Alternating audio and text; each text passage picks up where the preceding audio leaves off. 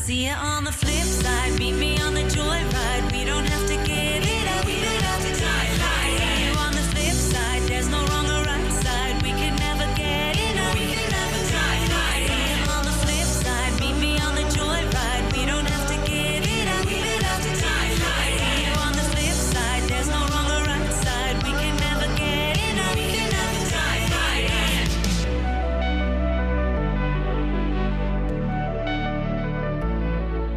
Hi everyone, this is Stacey Jackson, and you're watching Stacey Jackson in the 80s. I'm super pumped about today's show because I'm going to focus on synth pop music, which was pretty much the quintessential vibe in the 80s. So given that so many artists used synthesizers as their predominant instrument back then, the synth dominance became the iconic sound of the 80s and the basis for the sort of style-conscious new romantic movement.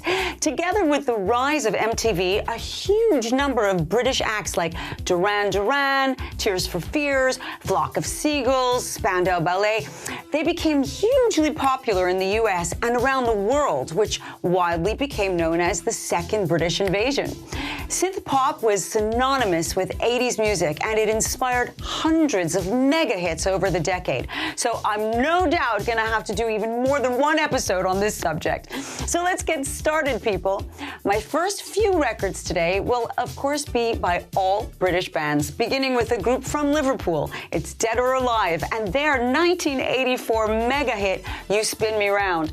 It so happened that their record label didn't even like the song, so the group self-funded the recording and the music video. Talk about going with what you believe in, eh? So the record ultimately reached #1 in the UK after a long 17 weeks on the charts. I'm gonna follow that one up with Don't Go by Yazoo, which released in 1982. The duo from Basildon was made up of Alison Moyet and Vince Clarke, who was actually one of the original members of the band Depeche Mode. As we know, electronic music did really well in the UK, especially in the early 80s. But in America, that sound lived mostly in the clubs, so this song, which ended up in the #1 spot in the US dance charts, was completely ignored by the US radio stations. So lastly, the incredible synth pop beat maker Vince Clarke makes it on my list again, but this time he's with the group Erasure on their 1988 release of A Little Respect.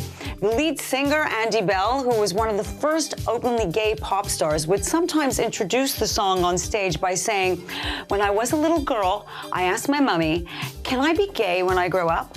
And she replied, 'Yes, if you show a little respect.' Hence, the song was born.